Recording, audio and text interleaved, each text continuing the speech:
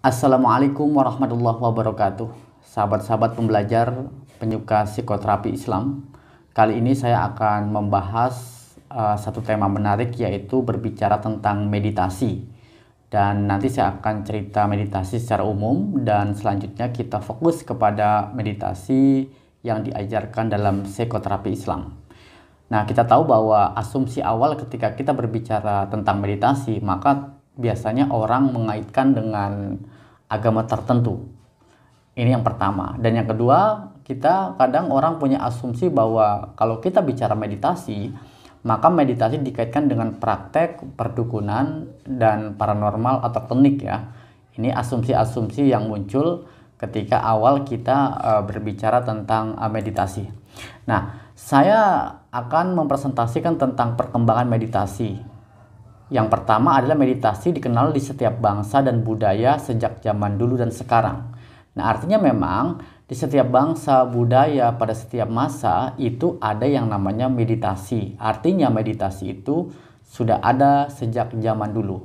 Dan yang kedua, kita tahu bahwa mulai bangsa besar yaitu Mesir kuno, Yunani, Romawi, Cina, Jepang, India, dan suku-suku bangsa Afrika, suku Indian, dan aborigin ya di Australia dan Eskimo kontemporer juga sudah mengenal namanya meditasi. Dan kita tahu bahwa ternyata dalam catatan perkuliahan sejarah bahwa sekitar 300 tahun silam meditasi itu telah ada. Nah, teman-teman pembelajar, sekarang kita akan masuk kepada pengertian meditasi. Nah, yang pertama, meditasi artinya sekelompok latihan untuk membatasi pikiran dan perhatian. Nah, artinya pikiran kita biar nggak kemana-mana, perhatian kita nggak kemana-mana, dilatihlah meditasi untuk fokus, aware, sadar. Ini yang pertama. Yang kedua, pengertian meditasi adalah metode latihan yang digunakan untuk melatih perhatian dan meningkatkan taraf kesadaran. Jadi nanti ada kesadaran ditingkatkan lebih aware, lebih dalam, maka disitulah kita belajar meditasi. Yang ketiga, membawa proses-proses mental dapat lebih terkontrol secara sadar. Yang keempat, satu teknik latihan untuk mengembangkan dunia internal atau dunia batin seseorang untuk menambah kekayaan makna hidup dirinya. Nah, ini lebih ke pengertian yang sifatnya humanistik ya, atau katakanlah lebih ke transpersonal. Artinya kita mengembangkan dunia diri kita, yaitu dunia batin, agar menambah sebuah kekayaan, ada makna hidup. Nah, itu pengertian meditasi. Dan sekarang kita akan bicara tentang manfaat meditasi. Dan ini tentunya berdasarkan riset bagaimana penelitian-penelitian meditasi bermanfaat. Nah, ada beberapa penelitian, di sini ada beberapa item. Yang pertama, bahwa ada efek tenang ketika direkam, maka gelombang otak menjadi alfa atau kondisi rileks. Jadi kalau Anda belajar meditasi atau Anda melakukan satu meditasi, gelombang otak Anda menjadi alfa, rileks dan tenang. Karena gelombang otak pikiran kita ini ada yang namanya beta, alfa, theta, dan delta. Nah, gelombang alfa adalah gelombang yang sangat rileks, di mana ketika orang melakukan satu penyembuhan, melakukan sebuah terapi, ada di gelombang alfa.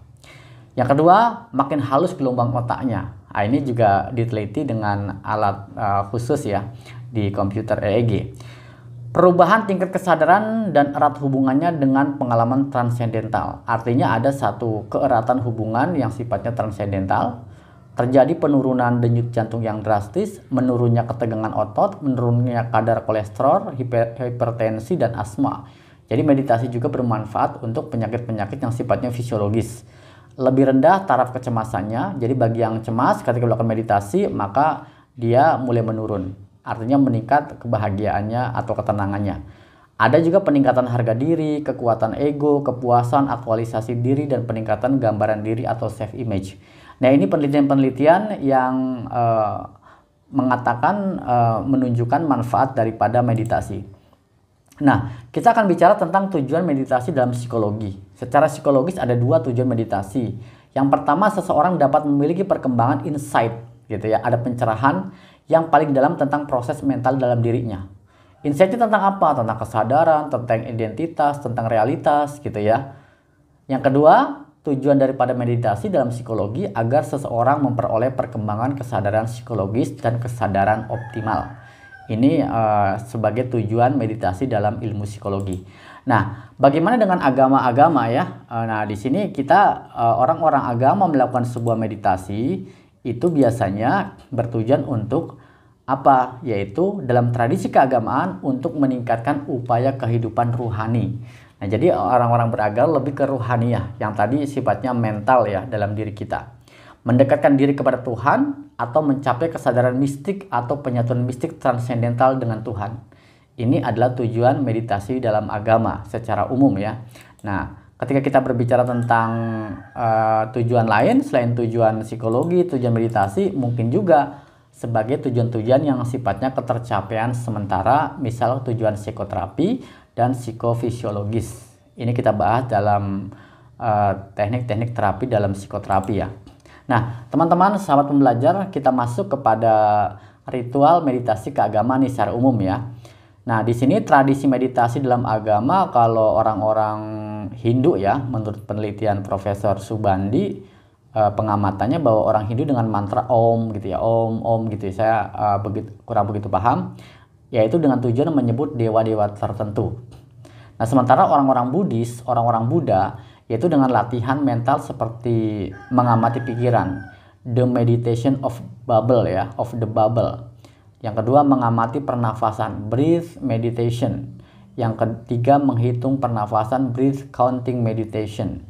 Artinya orang-orang Buddhis ketika dia meditasi yaitu dengan mengamati pola berpikir dia, gelombang pikiran dia, apa yang dia pikirkan, itu dia amati betul dia. Selain dia berpikir, juga dia mengamati. Yang kedua juga mengamati ketarikan nafas keluar seperti itu. Maka ketika ada beberapa teknik meditasi, dia adalah bagaimana mengamati sebuah atau pergerakan perjalanan nafas dirinya. Atau menghitung pernafasan gitu ya. Setiap nafas keluar dihitung. Ini orang-orang Buddhis ya. Nah, orang-orang Kristen meditasi dengan memvisualisasikan salib atau menguatkan doa tertentu. Nah, ini tradisi meditasi dalam agama. Saya ambil referensi dari tulisan Profesor Subandi, guru besar psikologi UGM. Nah, teman-teman sekalian, penyuka psikoterapi, nah sekarang kita masuk ke area tradisi meditasi dalam psikoterapi Islam.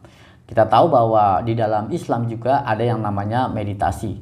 Orang sufi bermeditasi dengan menggunakan gerakan-gerakan tertentu, maka ada tarian sufi. Nah, ada juga orang-orang Islam, orang-orang Muslim itu bermeditasi dengan zikir kepada Allah, la ilaha illallah, ya Rahman, ya Rahim, dan lain-lain dalam Asmaul Husna. Nah, teman-teman sekalian, meditasi di dalam agama Islam atau pendekatan psikoterapi Islam ternyata adalah berzikir kepada Allah, yaitu la ilaha illallah. Kita tahu itu adalah kalimat tahlil ya, kalimat yang mengesahkan Allah, mentauhidkan Allah. La ilaha, tiada Tuhan apapun illallah, hanya Allah. Nah, ketika orang-orang Islam melakukan sebuah meditasi, maka disitulah dia berzikir. Jadi menjadi bagian daripada meditasi berzikir itu. Walaupun tujuan utamanya berzikir adalah untuk bagaimana mahabbah kepada Allah Subhanahu wa taala, gitu ya.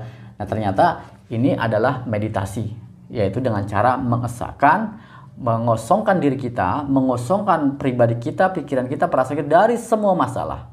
Bahkan tidak hanya masalah, dari semua Tuhan manapun, dan mensatukan Tuhan yaitu Allah Subhanahu wa taala. Maka dalam konsep Islam ada namanya taholi, tahali, tajali.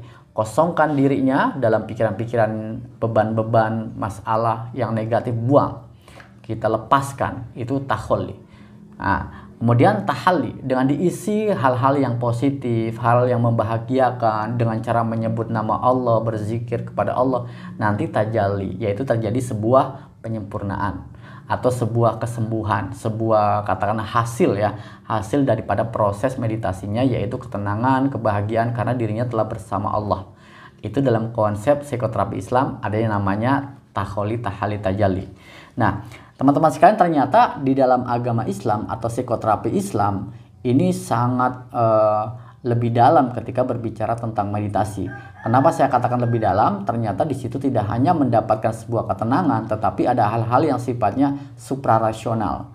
Artinya di situ orang-orang yang melakukan meditasi selain tenang, damai, bahagia, ada namanya keberlimpahan untuk dirinya, untuk keluarganya gitu ya. Kenapa? Karena dia datang bersama dirinya, pikirannya, perasaannya hanya fokus connect to Allah. Itulah la ilaha illallah, itulah berzikir kepada Allah. Maka di situ bahasa lain dalam Islam namanya tawajuh. Tawajuh itu meditasi, yaitu menghadap hanya kepada Allah. Jadi meditasinya orang Islam adalah menghadap Allah Subhanahu wa taala sepenuh hatinya, sepenuh pikirannya, perasaannya, fisiknya hanya kepada Allah. Nah, itu demikian teman-teman, sahabat pembelajar tentang dunia psikoterapi, dan ternyata di dalam Islam dibahas tentang meditasi, yaitu selalu berzikir kepada Allah Subhanahu wa taala. Semoga manfaat sebagai diskusi kita, sebagai bahan perenungan kita untuk mengembangkan konsep-konsep meditasi di dalam Islam. Artinya kita munculkan yang memang sudah ada di dalam Islam, meditasi sebagai terapi dan sebagai ibadah kita yang memang sudah kita lakukan setiap hari. Terima kasih. Assalamualaikum warahmatullahi wabarakatuh.